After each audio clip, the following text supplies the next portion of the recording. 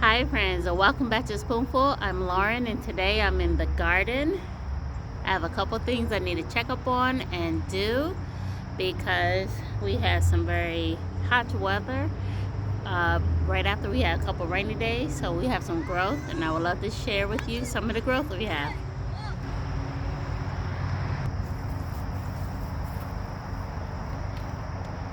Okay, so right off the bat we have some lettuce and arugula. It looks like my arugula tried to go to seed on me. It's flowering. I'm actually going to I'm gonna cut it off and try to stop it.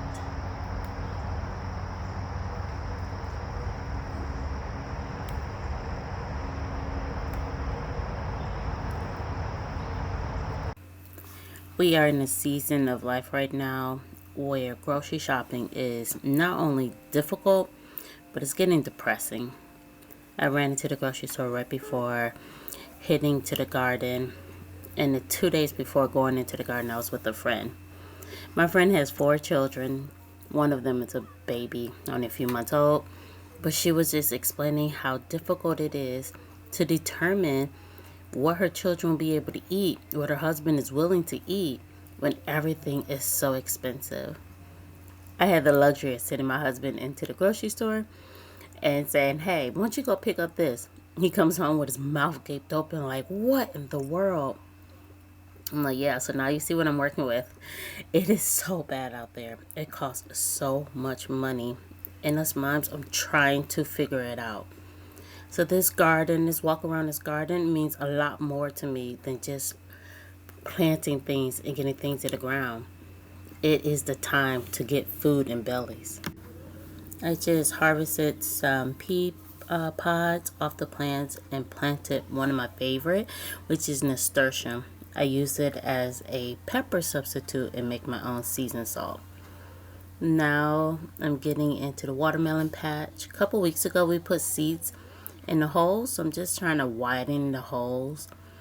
We put watermelon in this area last year. It completely burnt up sitting on top of the dirt, so that's why I'm using this ground cover. But watermelon may not seem like an important food to eat when you're feeding bellies, but it's another thing to help your family cope with shortages. Last year watermelons were $8 or $9. I bought this pack of seeds for $2. That's a huge difference. And one watermelon will more than pay for the pack of seeds. On the flip side, it also gives my son a chance to understand if you need something, do it yourself. Plan it yourself. Now run to the grocery store and hope everybody else does for you.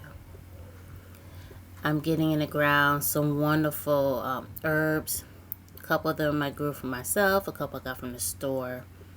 Oregano. What else was there? Cilantro and chives.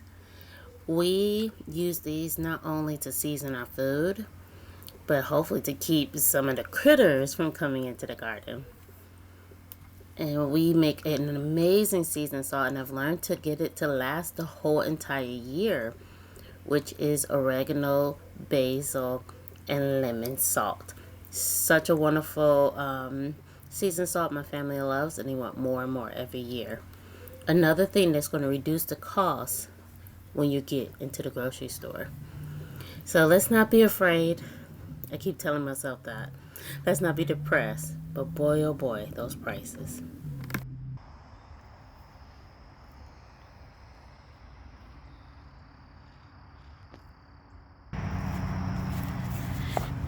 I believe this is a weed. I'm gonna give it another week to verify.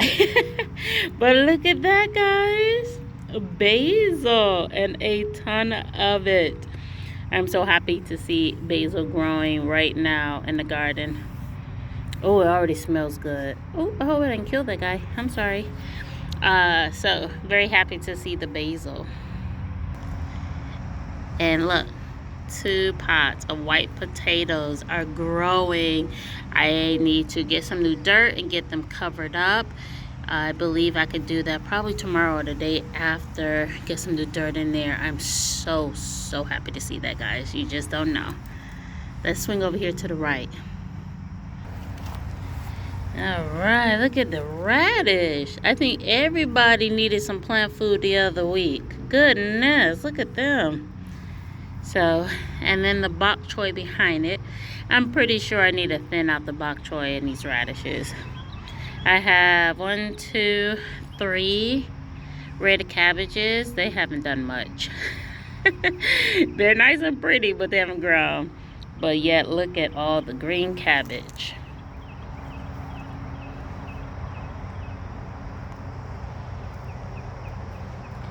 So these two are our biggest. Let's see, do we have any heads in here yet?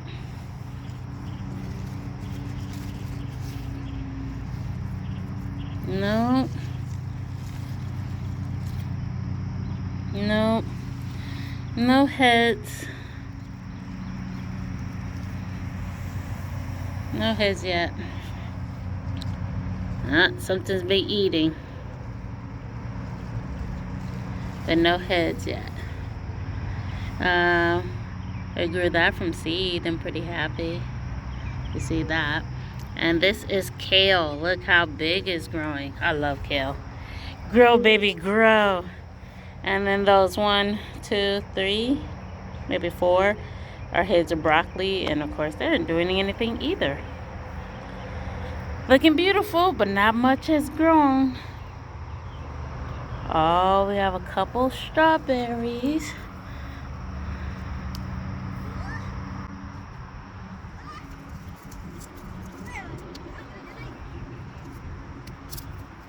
I saw a report where they stated that Americans would not make it this summer with the drastic changes in weather. The hurricane season is predicted to be horrible. And so that Debbie Downer attitude is what helps inspire some people to either freak out or get proactive. And I want to be proactive, from making sure that we have some onions, some garlic, making sure that our grapevine is doing something, which this year looks like it's not doing much. They always have an off year, and lo and behold, this is their off year. But I don't want to sit down and be bogged by the depression that the news is trying to push on people because of rising food costs. I want to make sure that I have sustainable food on the shelf. Food that is not just sweets, jams and jellies and peaches, but also food that's going to fill bellies, like these blueberries that could turn into barbecue sauce, and this long row of green beans, which could be casseroles and side dishes. That to me is very important. Here's our cucumbers. 3 out of 4 so far taking off, and I'm going to add some more green beans to this patch. One thing that my grandparents and my great-grandparents didn't worry about is what plants to plant next to what. They grew what they needed to eat for the winter time. And so today I am taking that to heart. I am going to use an empty row to put squash in. We have collard greens to the right of it and spinach to the left. I'm going to harvest some spinach before I leave today, along with the rest of the lettuce. But this spaces down the middle is going to get some care, because I'm going to put some Hungarian squash that I've grown from seed from my friend who's from Hungary. She gave me these seeds and they sprouted into 3 beautiful plants, and I'm hoping that we get lots of fruit and she can show me how to cook with it. I know it's probably not the best place to put the squash based off of now and how we garden and grow today, but my great-grandparents didn't worry about that. What they worried about was putting food in the ground, praying for rain. And so I am going to put food in the ground, and I challenge you to put food in the ground and pray for rain. And do not worry about all of these rules and habits and best gardening practices. Put something in the ground. All right, so I'm wrapping it up. Everything has been watered and fed again. I got a nice little bouquet of lettuce. It is going to go into our salad for tomorrow, Memorial Day, and along with some arugula. I got dill out the garden, so hopefully I can turn that into something, maybe some tzatziki sauce. I got a cucumber in the fridge. Yes, use what you have. But I hope this was some inspiration for you guys to get in the garden, get on your porch, get on your balcony, grow something. Try not to have a reason why you can't grow anything. The Dollar Tree has seeds, and they grow. They actually grow into something, guys. I wanted to show you these. See these baby little carrots? They're a dollar store seeds. Yep, sprinkle them in there. And some more. And they grew into something.